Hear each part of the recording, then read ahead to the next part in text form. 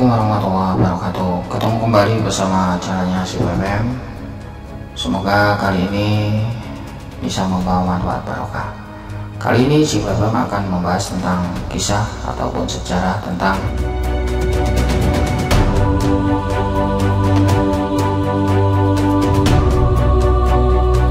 fakta hebat Sunan Ampel, sang penyebar Islam yang paling disegani di tanah Jawa. Semoga kisah ini nanti bisa menginspirasi kita semuanya dan memperluas wawasan kita. Namun sebelum membahas lebih jauh, jangan lupa like, komen, dan subscribe agar channel ini bisa bermanfaat dan bisa menambah lebih wawasan-wawasan kita. Terima kasih sebelumnya. Baik, mari kita simak berikut ini. Kalau sudah like,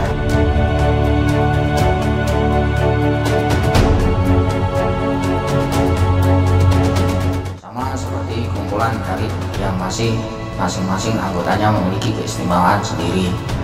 Wali Songo pun juga lebih seperti itu. Beliau tak hanya piawai dalam berdakwah, tapi juga memiliki karisma dan karma sehingga begitu disegani serta dihormati. Dan salah satu wali Songo yang bisa dibilang begitu dikagumi adalah Sunan Ampel. Ya, beliau dalam penyebaran Islam bisa dibilang krusial. Tanpanya mungkin kisah-kisah penting tentang Islam di tanah Jawa tak akan pernah terjadi.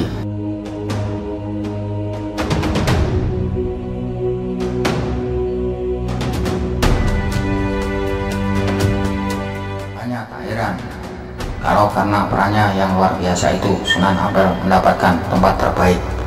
Meskipun kematiannya sudah berabad-abad lalu, tapi sampai sekarang makamnya masih dikunjungi banyak orang. Masih tentang sang Sunan, ikut fakta-fakta yang mungkin belum banyak kita ketahui bersama.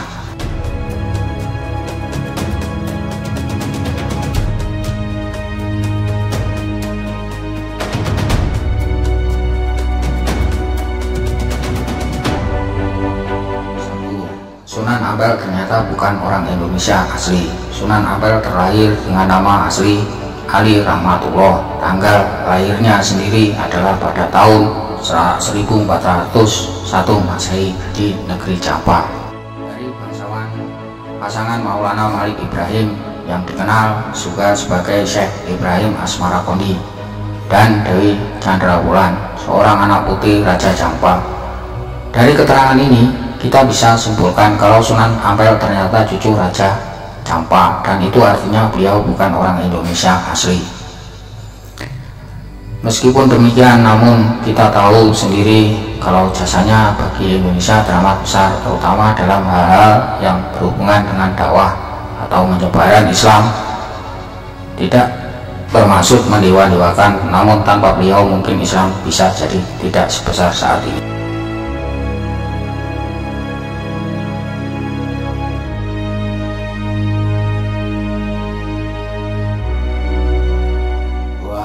Sunan Ampel adalah pangeran kerajaan Jampa. Ali Rahmatullah yang terlahir sebagai cucu Raja Jampa sudah menunjukkan bahwa beliau keluarga bangsawan atau kerajaan. Istilah yang lebih populer, Sunan Ampel berdarah biru atau ningrat atau seorang pangeran. Selain itu, beliau adalah keponakan Raja Brawijaya Majapahit. Meskipun demikian, statusnya sebagai seorang pangeran kerajaan tidak membuatnya terlena dan takabur, malah menjadi pendorong baginya dalam menuntut ilmu agama. Nah, lantaran posisinya yang tinggi, maka sosok Raden Rahmat pun memiliki pengaruh yang cukup kuat di kalangan bangsawan Majapahit. Karena konon wilayah desa Ampel Dinto di mana masjid berada merupakan tanah hadiah dari sang Raja Majapahit karena jasanya mendidik akhlak keluarga kerajaan saat itu. Sunan Ampel sendiri juga memiliki seorang kakak laki-laki bernama Ali Murtado yang menemani melewat ke Pulau Jawa bersama sang ayah Maulana Malik Ibrahim atau dikenal sebagai Sunan Gresik.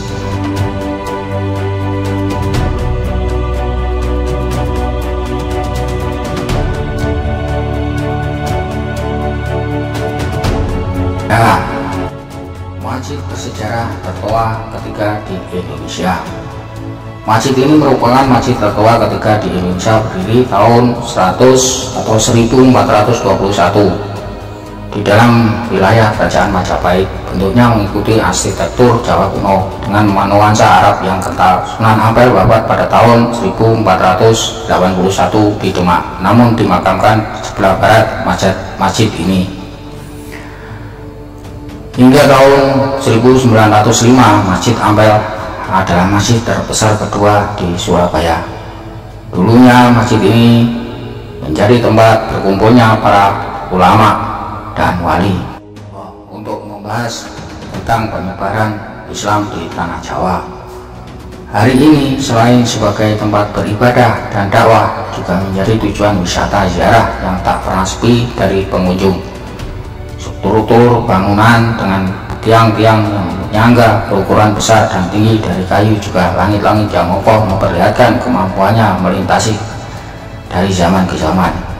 Masjid Sunan Ampel sudah 3 kali mengalami perluasan, yaitu kira-kira tahun 1926 sampai 1954 dan 1972. Luas salah satu masjid tua di Indonesia itu mencapai kurang lebih 1320 meter persegi dengan panjang kurang lebih 120 meter dan lebar kurang lebih 11 meter.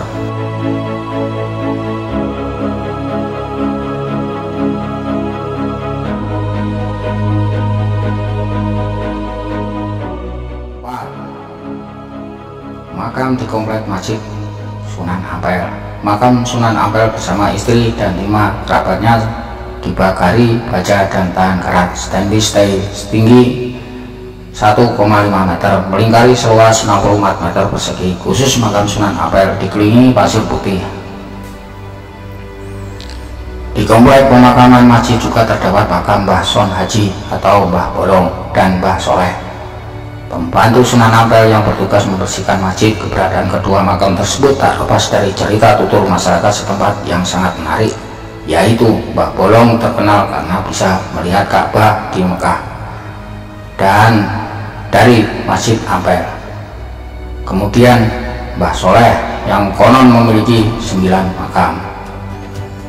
Semuanya kebenaran dan semuanya itu wallahu a'lam.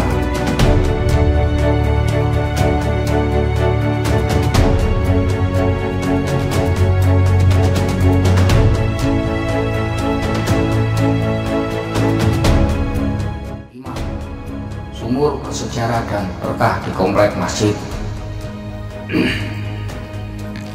Di dalam komplek masjid juga terdapat sumur bersejarah yang kini sudah ditutup dengan besi. Banyak yang meyakini air sumur memiliki kelebihan seperti air Zam-Zam yang ada di Mekah. Banyak masyarakat yang minum dan banyak masyarakat yang untuk kemudian dibawa pulang. Memasuki area pemakaman terdapat gentong-gentong berisi air yang berasal dari sumur untuk diminum oleh para pengunjung.